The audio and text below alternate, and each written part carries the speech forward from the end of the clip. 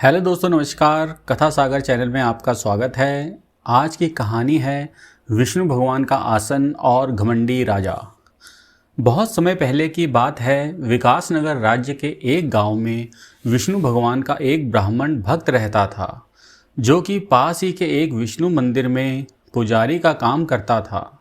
वह अपनी पत्नी और बेटी के साथ उस गांव में रहता था। उसकी बेटी बुद्धिमान और देखने में बहुत सुंदर थी।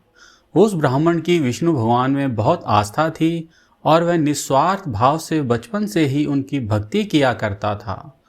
पूरे गांव वाले भी उस ब्राह्मण को बहुत मानते थे और उनका आदर किया करते थे। उसने भगवान विष्णु के लिए एक बहुत सुंदर सा आसन बनाकर रखा हुआ था, जो देखने में बहुत ही भव्य दिखता था। वह ब्राह्मण जब भी पूजा करता था तो वह उस आसन को अपने सामने रख लेता था और उसका ये मानना था कि जब भी वह पूजा करता था तो भगवान विष्णु स्वयं अदृश्य रूप में आसन पर विराजमान हो जाते थे। गांव में जब भी कोई मंदिर में पूजा करवाता था तब भी वह भगवान विष्णु के आसन को अपने पास रखकर ही पूजा करता था। सारे गांव वालों को उनकी इस आदत का पता था। वह ब्राह्मण का सम्मान करते थे, इसलिए पूजा में उस आसन को रखने देते थे। इसी तरह से दिन गुजरते रहे। एक दिन उस राज्य का राजा वेश बदलकर उस गांव से गुजर रहा था, यह जानने के लिए कि उसके राज्य में क्या चल रहा है। वह अक्सर कुछ महीनों बाद ऐसा किया करता था।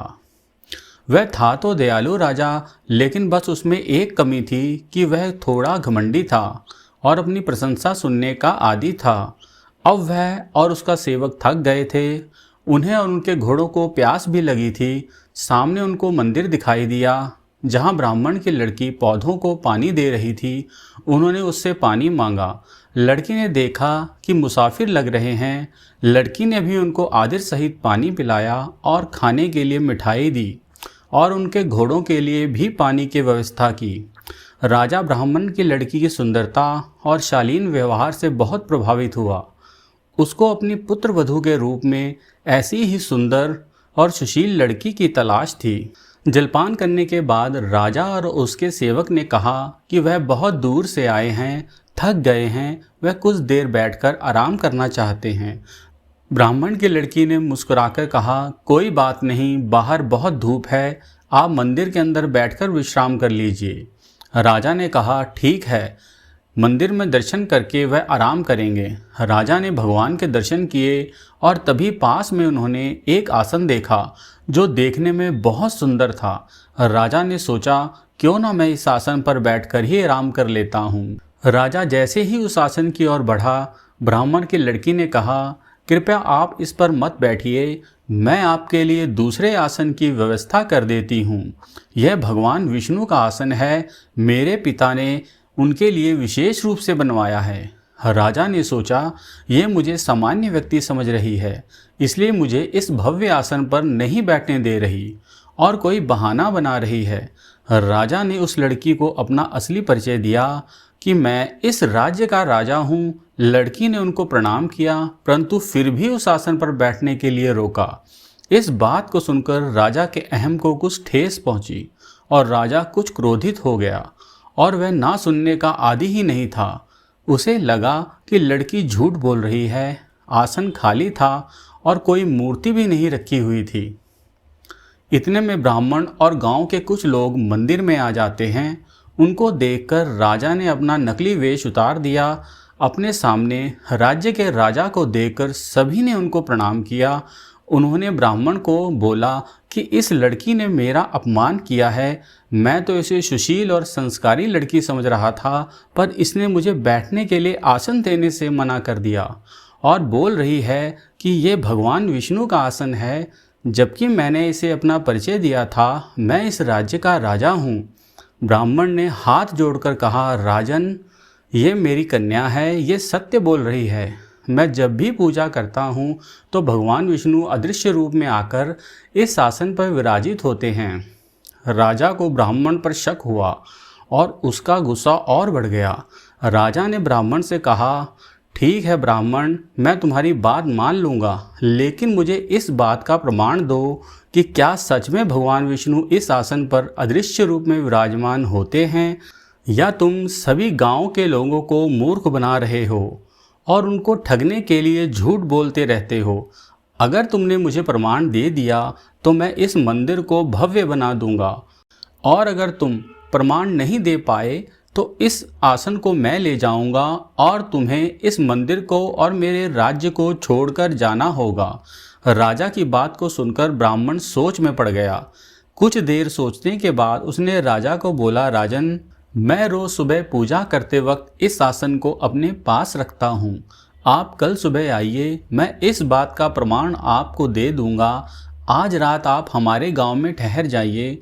राजा ने ब्राह्मण की बात को मान लिया और वह रात को उसी गांव में ठहर गया। यह सारा वृतांत आकाश मार्ग से गुजर रहे नारद जी ने रुक कर देखा और सारी बात समझ गए। उन्होंने ये सारी बात भगवान विष्णु को बताई कि आपका भक्त संकट में है, अब आप क्या करेंगे। भगवान विष्णु ने मुस्कुराकर नारद जी से कहा, इस संसार में जन्म लेने वाला प्रत्येक व्यक्ति जो भी कर्म करता है, चाहे वह अच्छा हो या बुरा, उचित समय आने पर उसका फल उसको मिल जाता है। ये ब्राह्मण तो मेरा अनन्य भक्त है, इसने मेरी भक्ति निस्वार्थ भावना से की है, लेकिन आप फिर भी सुबह का इंतजार कीजिए, देखते हैं क्या होता है। प्रभु की बातें सुनकर नारद जी भी मुस्कुरा दिए। रात को ब्राह्मण अपने घर में बैठा नम आँखों से ये सोच रहा था कि राजा को कैसे यकीन कराऊं कि भगवान विष्णु इस आसन पर अदृश्य रूप में विराजमान होते हैं। ये तो मेरी आस्था है, मैं राजा को कैसे दिखाऊं।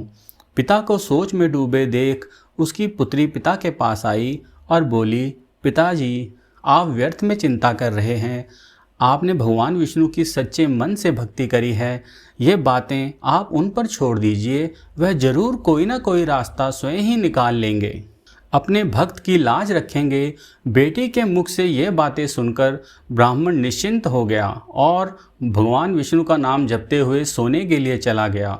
सुबह होते ही राजा और सारे गांव के लोग मंदिर के बाहर एकत्रित हो गए। गांव के लोग यह जानने के इच्छुक थे कि ब्राह्मण जिस आसन को विष्णु भगवान का आसन बताते हैं, उनका यकीन वह राजा को कैसे दिलाते हैं, और अगर नहीं दिला पाए तो उनको राज्य छोड़कर जाना होगा। कुछ देर में ब्राह्मण भी अपनी पत्नी और बेटी के साथ मंदिर पहुंच गए। उन्होंने राजा और सभी ग्रामवासियों को प्रणाम किया और भगवान विष्णु की मूर्ति के सामने आसन को रखकर हाथ जोड़कर मन ही मन कहा, हे प्रभु, अगर मैंने आपकी भक्ति बिना किसी लालच और निस्वार्थ भावना से की है और आप मेरी भक्ति से प्रसन्न हैं, तो कृपा आज मेरी लाज बचाइए और अपने होने का प्रमाण दीजिए। अब सब कुछ आपके हाथ में है। उन्होंने पूजा आरंभ की। राजा और समस्त ग्रामवासी आसन की तरफ टकटकी लगाए देख रहे थे कि क्या सच में कोई हलचल हो रही है कि नहीं, भगवान आए कि नहीं। पूजा खत्म हो गई, लेकिन कोई हलचल नहीं हुई। आसन भी खाली का खाली ही था और राजा के मुंह पर एक विचित्र मुस्कान थी जो उसको अपनी विजय का एहसास करा रही थी।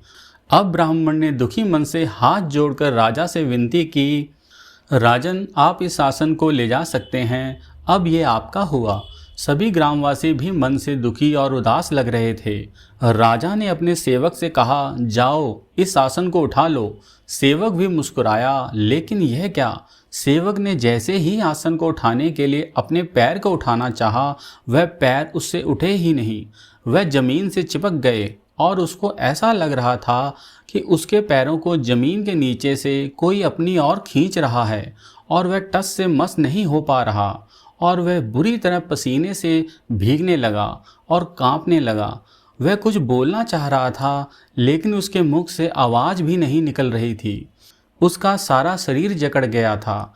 राजा को कुछ समझ में नहीं आया और सब ग्रामवासी भी उस सेवक को देख रहे थे। राजा ने सोचा, लगता है सेवक ठीक नहीं है, मैं खुद ही इस आसन को उठा लेता हूँ। लेकिन जैसे ही राजा ने आसन को उठाने के लिए अपने पैर आगे बढ़ाने की कोशिश की तो उसके पैर भी जमीन से जकड़ गए। उसको भी पसीना आने लगा और सारा शरीर अकड़ गया, जैसे पत्थर का हो गया हो। कुछ देर के लिए राजा को कुछ समझ में नहीं आया कि ये क्या हो रहा है, लेकिन थोड़ी ही देर में उसकी समझ में आने लगा कि यह सब कुछ उस आसन और प्रभु की माया की वजह से हो रहा है। लेकिन राजा अब कुछ बोल नहीं पा रहा था। राजा और उसके सेवक की हालत को देखकर ब्राह्मण और ग्रामवासी कुछ समझ नहीं पा रहे थे कि ये क्या हो रहा है। लेकिन ब्राह्मण की बेटी जो बुद्धिमान थी, उसको सब समझ में आ गया। इसके पीछे भगवान की ही कोई माया है। उसने ये सारी स्थिति अपने पिता को बताई तो ब्राह्मण ने राजा की तरफ से भगवान विष्णु के सम्मुख माफ़ी मांगी और उन्हें छोड़ने के लिए उनसे आग्रह किया। अब राजा भी पश्चाताप की अग्नि में जल रहा था और मन ही मन अपने घमंड और ना सुनने की आदत को कोस रहा था। ब्राह्मण की विनती को सुनकर भगवान विष्णु ने अपनी माया से राजा और उसके सेवक को मुक्त कर दिया। वह दोनों जमीन पर गिर पड़े और उनकी आंखों से आंसू निकल रहे थे। राजा ने ब्राह्मण से हाथ जोड़कर माफ़ी मांगी और बोला, मुझसे भूल हो गई जो मैंने आपकी भक्ति पर शक किया।